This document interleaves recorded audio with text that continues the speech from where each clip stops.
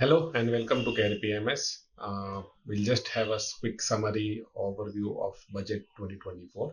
While yesterday Finance Minister did announce the seventh consecutive budget, uh, there are some key points that we'll discuss which are relevant to us as portfolio manager and as Indian economy, how it impacts. The first point is basically the expectation was that post-election outcome, the government might resort to the populist measures, and the budget probably could have given some populist measures, but that's not been the case, and that's positive. In fact, they have really maintained fiscal prudence, reducing the fiscal deficit from 5.1 earlier to 4.9, and the amount that the additional surplus amount that they received from the RBI, they have used it wisely by maintaining fiscal prudence. That's a very positive step.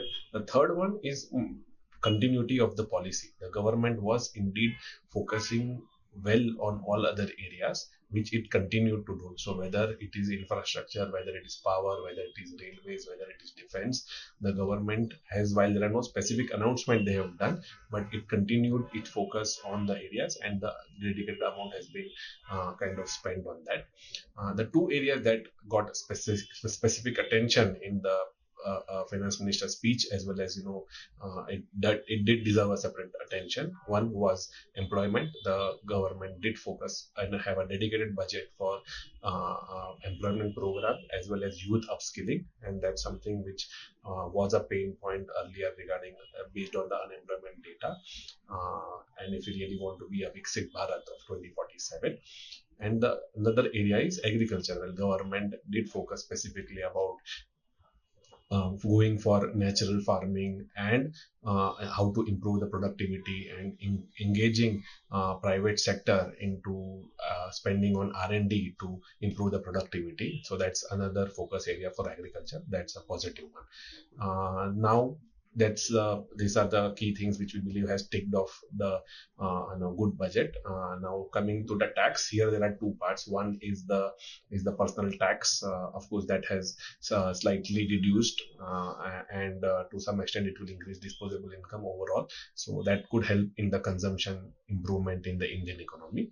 The second part, which is slightly disappointing one, is obviously the taxes related to the capital markets. Here I'll divide it into four parts. One is the STT, increase in STT of for futures and options, and obviously that is something which was anticipated, and that would hopefully reduce the speculative trades.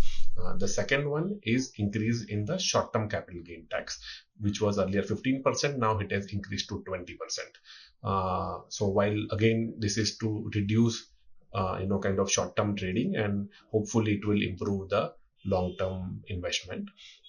And third one is in the long-term capital gain tax also they have increased from 10% to 12.5. While this is 2.5% is a very small considering the long-term capital gain tax, but probably that's something which could have done away with.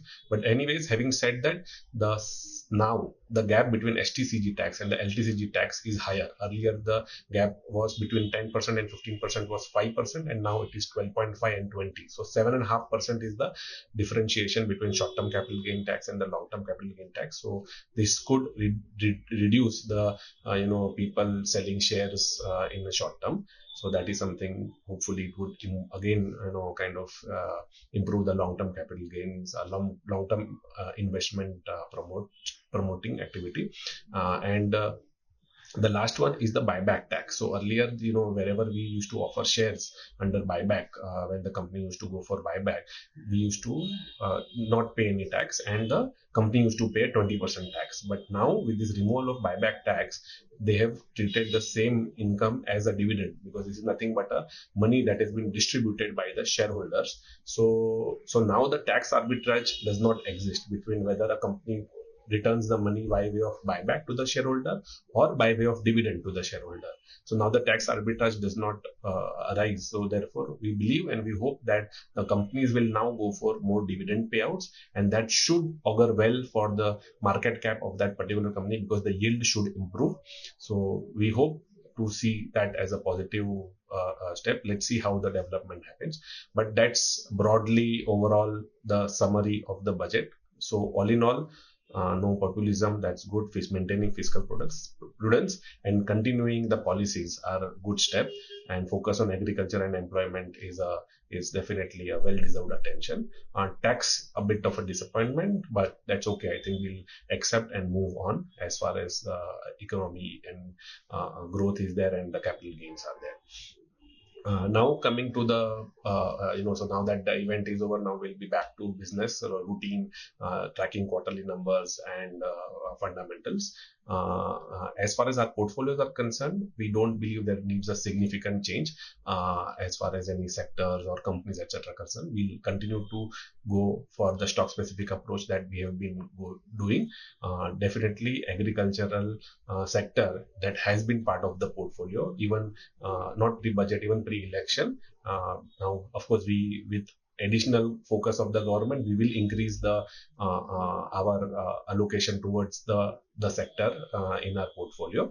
And apart from that, nothing else. So that's all from our side. Thank you for listening. Happy investing.